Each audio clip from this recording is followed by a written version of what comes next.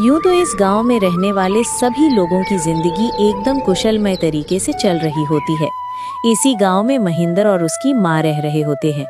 उनका जीवन भी आम गांव वालों की तरह ही बीत रही होती है, पर उनके जीवन में एक बहुत बड़ा बदलाव उनका इंतजार कर रही थी। बेटा, जरा बाजार जाकर कुछ सब्जियां ले आओ और जल्दी लौटना। देखना कहीं रात न हो जाए और उस भूतिया हवेली से दूर रहना।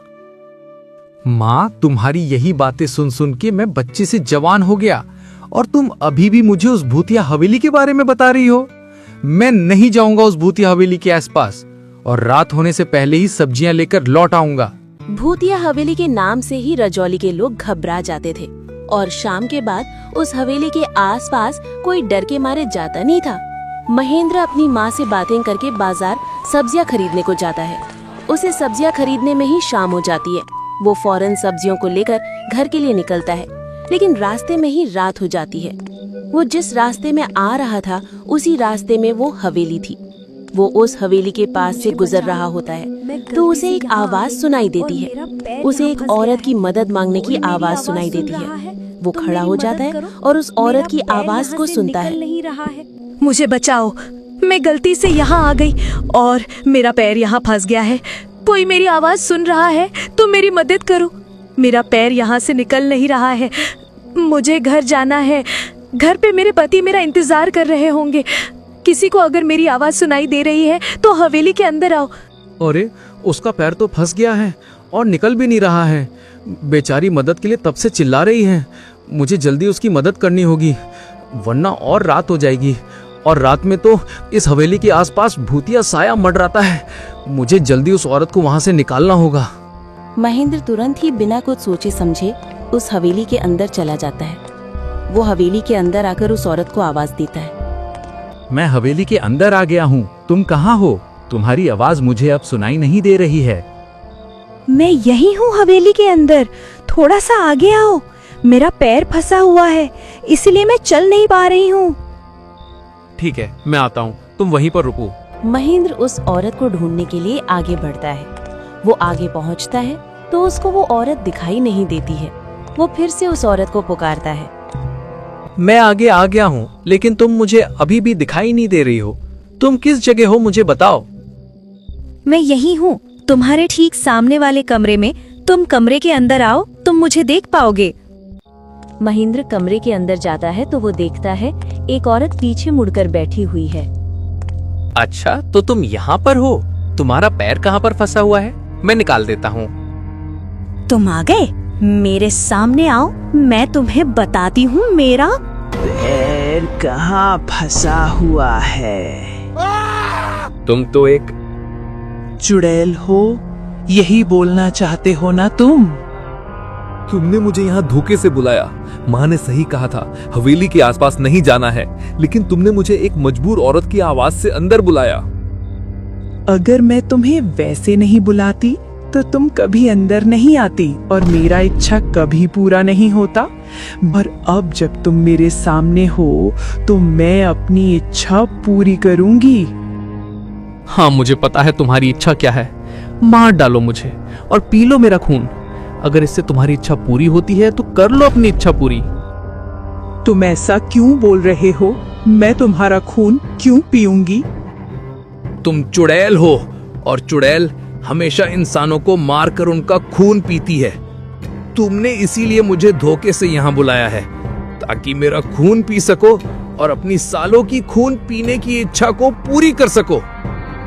नहीं, तुम ये गलत सोच रहे हो।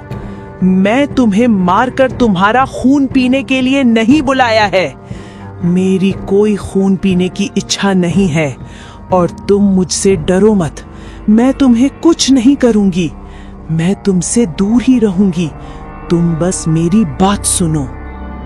जब तुम मेरा खून नहीं पियोगी तो तुमने मुझे अपने पास बुलाया क्यों है? और क्या है तुम्हारी इच्छा और तुम क्या बताना चाहती हो मुझे?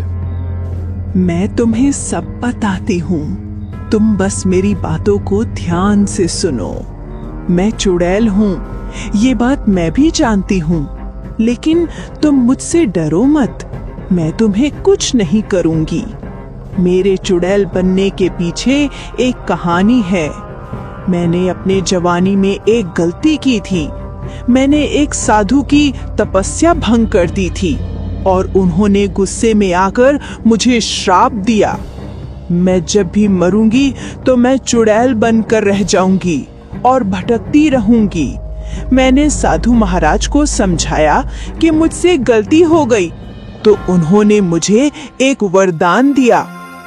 उन्होंने मुझसे कहा कि जब तुम्हारी आवाज सुनकर कोई तुम्हारे पास आएगा तो तुम उससे उसके घर चली जाना और उसके घर पर रहना। वो लोग जब तुम्हें पूरी तरह से अपना लेंगे तो तुम अपने आप ही श्राप से मुक्त हो जाओगी। तो मेरी यही इच्छा है कि तुम मुझे अपने साथ अपने घर ले चलो। जब तुम किसी भी इंसान को कोई नुकसान नहीं पहुंचाओगी तो मैं तुम्हें अपने साथ अपने घर ले जाने के लिए तैयार हूँ। लेकिन मेरी माँ तुम्हें देखकर डर जाएगी, उन्हें मुझे समझना होगा तुम्हारे बारे में। तुम धूप में तो निकल सकती हो ना? महेंद्र चुड़ैल को अपने घर ले आता है। महेंद्र की माँ चुड़ैल को देखकर एकदम से घबरा जाती है, लेकिन वो चिल्लाती नहीं है और शांत दिमाग से सोचने लगती है। मेरे बेटे के साथ तो चुड़ैल आ गई। मैंने मना किया था अपने बेटे को उस हवेली के अंदर जाने से। लगता है ये वही चुड़ैल है। उसने मेरे बेटे के दिमाग पर कब्जा कर लिया है और अब वो मेरे घर तक आ गई है। अगर मैंने चिल्लाया या कुछ उल्टा सीधा बोला तो ये मुझे और मेरे बेटे को मार देगी। मुझे शांत रहना होगा और अपने डर को काबू करना होगा और इससे अच्छे से बात करना होगा, तभी जाकर ये हमारा पीछा छोड़ेंगी, वरना ये हम दोनों को मार देगी। माँ, मैंने इससे शादी कर ली है और ये अब हमारे साथ ही रहेगी इस घर में, मेरी बीवी और आपकी बहू बनके। अब से जो भी घर का काम होगा वो ये करेगी, आप बस आराम करना। मेरा बेटा ये क्या बोल रहा है? इसने इस चुड़ैल से शादी कर ली। मुझे तो पहले शक हो रहा था, अब तो पूरा यकीन हो गया। इस चुड़ैल ने मेरे बेटे के दिमाग पर पूरी तरह से कब्जा कर लिया है। अब ये हमारे घर का काम करेगी और हमारे घर में रहेगी मेरी बहू बनकर। ये कैसे दुविधा में फंस गई मैं। अगर कुछ बोलेगी तो ये चुड़ैल हम लोगों को छोड़ेगी नहीं। मेरी भलाई इसी में होगी, मैं इसकी बात सुनूं और इसकी हाँ में हाँ मिलाती जाऊं। ठीक है, जब तुमने इससे शादी कर लिया है तो अब इसे इसी घर में रहने दो। महेंद्र की माँ डर की मारे कुछ उल्टा सीधा नहीं बोलती है और महेंद्र के बातों में हाँ मिलाती है। महेंद्र की माँ मजबूरी में चुड़ैल को अपने घर में रखने को तैयार हो जाती है। अगले दिन महेंद्र काम पर जाता है तो उसकी माँ और चुड़ैल घर में वो दोनों ही होती है। उसकी माँ को बहुत जोरों का भूख लगा था। महेंद्र ने अपनी माँ को बोला था जो भी घर का काम होगा वो चुड़ैल करेगी, लेकिन महेंद्र की माँ डर के मारे कुछ बोल नहीं रही थी। माँ जी, मैं आपके लिए कुछ खाने को बना के लेकर आऊं? नहीं, मुझे भूख नहीं लगी है, मैं कुछ नहीं खाऊंगी। मुझे पता है आपको भूख लगी है, आप मुझसे डरिए मत, मैं आपको कुछ नहीं करूंगी। मैं अभी आपके लिए बढ़िया खाना बनाकर लाती हूँ, आप एक बार खाकर देखिएगा। अगर पसंद नहीं आएगा तो मैं अगली बार से नहीं बनाऊंगी। चुड़ैल रसोई में जाती है और खाना पकाने लगती है। कुछ देर में खाना पक जाता है। वो उस खाने को ले जाकर अपनी मुंह बोली सास को देती है। उसकी मुंह बोली सास थोड़ी देर खाने को देखती है। उसके बाद वो चुड़ैल की डर से खाना खाने लगती है। खाना तो बहुत बढ़िया बना है, तुम तो बहुत बढ़िया खाना बनाती हो। कहाँ से सीखा इतना बढ़िया खाना बनाना? महेंद्र की माँ को चुड़ैल का बनाया हुआ खाना बहुत ही ज्यादा पसंद आता है। वो उस खाने को पूरा खाती है, लेकिन उन्होंने चुड़ैल को अभी तक अपने मन से अपनाया नहीं था और जब तक उसकी मुंह बोली सास उसको अपने पूरे मन से अपनाएगी नहीं, तब तक वो अपने श्राप से आजाद नहीं हो पाएगी। महेंद्र ने तो पूरी तरह से उसे अपना लिया था। अब बारी इसकी माँ की थी।